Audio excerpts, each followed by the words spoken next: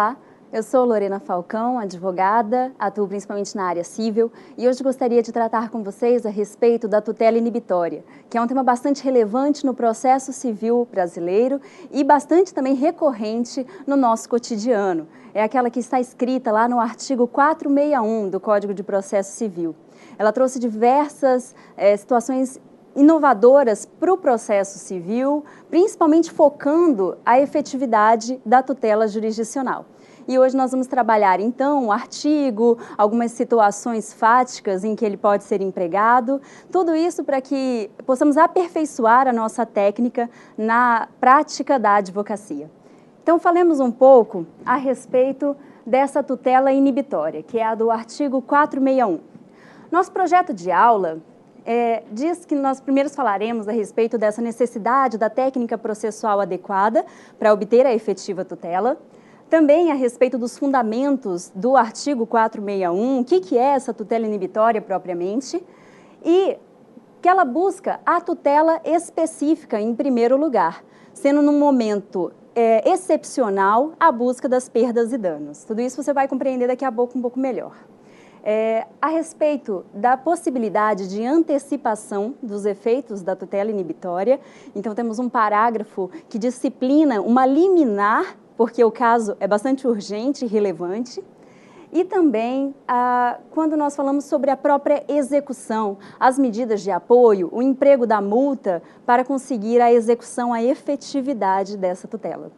Por final, falaremos a respeito de uma peça processual que vai facilitar ver como funciona uma petição inicial de tutela inibitória. Bom, o que significa essa tutela inibitória e em que contexto que nós conseguimos visualizar a tutela inibitória? Primeiro que todo processo, ele tem uma finalidade, ele busca um fim, que é atender à necessidade do direito material. E é dentro desse contexto que a Constituição Federal, no artigo 5º, inciso 35, falou a respeito do acesso à justiça. Esse acesso à justiça significa que nenhuma lesão ou ameaça de lesão a um direito será afastada da apreciação do Poder Judiciário.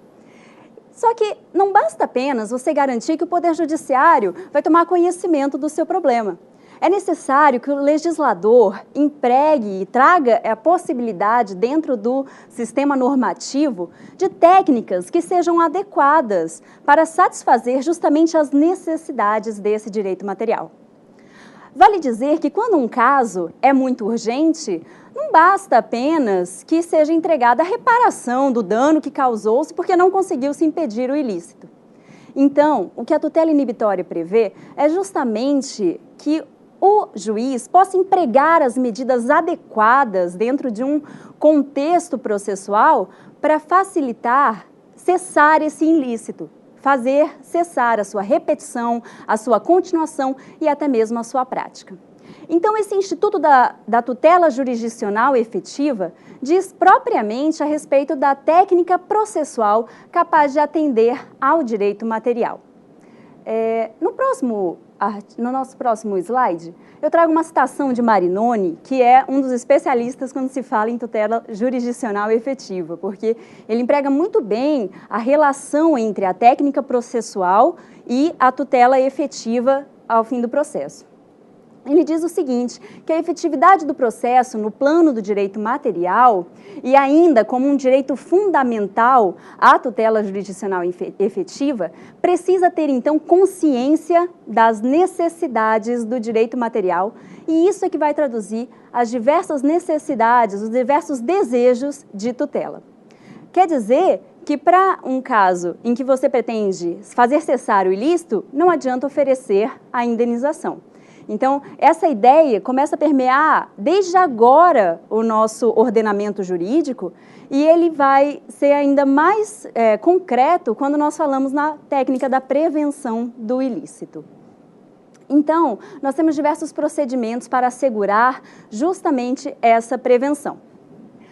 Falemos um pouco sobre o que é propriamente a tutela inibitória, porque eu já mencionei algumas vezes aqui, que ela é justamente para a prevenção desse ilícito, ela precisa ser adequada, ela precisa ser feita em tempo, mas nós precisamos concretizar quando é que ela vai ser empregada.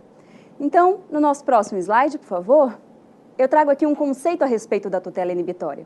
Ela é uma tutela que tem por fim impedir a prática, a continuação ou a repetição do ilícito.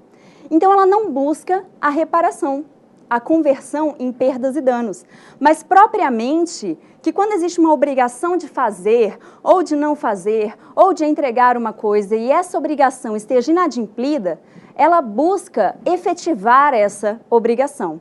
E as técnicas que ela emprega, daqui a pouco falaremos melhor. Mas o ordenamento jurídico brasileiro, é importante ressaltar, que ele não dispunha dessa técnica processual de maneira bastante ampla. Antes, nós tínhamos a previsão da tutela inibitória, que é propriamente uma tutela preventiva, porque busca a prevenção do ilícito e não a reparação dos seus danos. Então, essas técnicas inibitórias, elas existiam em pouquíssimos casos, espalhados e específicos no nosso ordenamento jurídico. É o caso, por exemplo, do próprio mandado de segurança, que nós conhecemos, e também a anunciação de obra nova e os interditos proibitórios. Mas como esses todos eram casos específicos, geralmente se empregavam até cautelares para conseguir afastar uma situação que propícia ao ilícito. Então, se empregavam cautelares para fazer cessar aquele ilícito, para impedir que ele acontecesse, para impedir a sua repetição. E, no final das contas, aquilo era bastante incongruente com a medida cautelar em si, porque ela não era, de fato, preventiva. A cautelar, ela busca assegurar o resultado útil de um outro processo. Então, apesar dela poder ser usada assim, no caso de perigo da demora, que é justamente um dos seus fundamentos, o que nós precisávamos, era de uma tutela generalizada para a prevenção do ilícito. E, em 1991, surgiu a previsão primeira dessa tutela de uma maneira mais ampla no Código de Defesa do Consumidor, no artigo 84. Ele é bastante semelhante ao artigo 461, que, por sua vez, foi a própria inserção da tutela, da tutela inibitória atípica no Código de Processo Civil. Então, tanto o artigo 84 quanto o artigo 461, eles apareceram nesse novo contexto de tutela inibitória atípica. Um mais para questões coletivas, como é o caso do direito do consumidor, e outro para a tutela de direitos individuais, que é o 461. Só que a disposição dessa norma no Código de Processo Civil, ela trouxe uma série de mudanças, porque quando se compreende a efetiva tutela jurisdicional, entende-se que não basta apenas você conceder ou reconhecer o direito da parte. É necessário que você promova os meios de execução, de cumprimento da medida judicial que determina a tutela inibitória. Então, é nessa seara do artigo 461 que foi apresentada a todos nós a tutela inibitória enquanto uma técnica de ação sincrética. Então, o que passou a acontecer? A ação, antes ela servia, a ação de conhecimento para o reconhecimento, a declaração, a constituição e a condenação de um direito. A tutela executiva para a satisfação de um direito já reconhecido em título executivo, extrajudicial ou judicial. Só que esses processos, eles estavam em campos diferentes. Eles precisavam ser instaurados. Primeiro um para reconhecimento, depois o outro para execução. E agora, o artigo 461, ele traz a previsão do sincretismo processual. Ele diz que a tutela inibitória, seja ela liminar, seja ela definitiva, ela deve ser executada no próprio processo. Isso significa que, em maneira subsequente à demanda do conhecimento, segue-se uma fase processual de execução daquela mesma medida. E o juiz ele já tem que tomar iniciativas ali de pronto no interesse do direito material. Ele precisa empregar as medidas e as providências necessárias para, então, atender a essa necessidade do direito. Isso é uma coisa bastante bacana que aconteceu no processo civil e que afastou formalidades desnecessárias, trazendo, então, muito mais celeridade, efetividade, economia processual e, no final das contas, atendendo, de fato, aqueles que procuravam um poder judiciário quando do ilícito sobre um direito seu.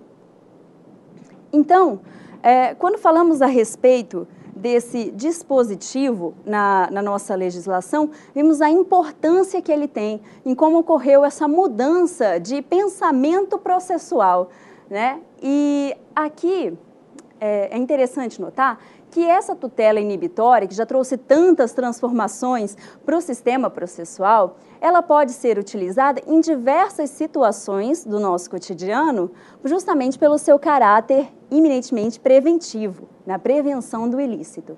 Então, vamos mencionar alguns casos aqui em que nós temos a aplicação, pode ser utilizada facilmente a tutela inibitória. Primeiro, pense num pintor que é contratado para pintar um quadro da rainha da Inglaterra e ele se nega a fazê-lo. Ele foi contratado justamente pelas habilidades que ele tinha. E, no caso, ele se nega a fazer, mas aquela era um direito obrigacional que está sendo tutelado aqui. Então, uma obrigação de fazer que ele se nega a cumprir. E, inclusive, infungível, porque não adiantaria contratar um outro pintor. Tem que ser aquele, justamente porque ele é renomado, porque ele é qualificado, e ele foi o objeto da contratação. Então, nesse caso, poderíamos nos valer da tutela inibitória justamente para fazer cessar esse inadimplemento do pintor e coagi-lo, né? Fazer aquela coerção, na verdade. A palavra correta é a coerção. Fazer a coerção desse pintor, aplicando, por exemplo, uma multa diária pelo inadimplemento dele.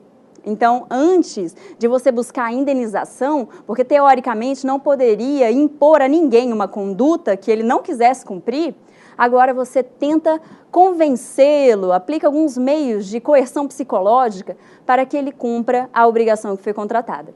Então, dentro do direito obrigacional, nós temos aqui um exemplo.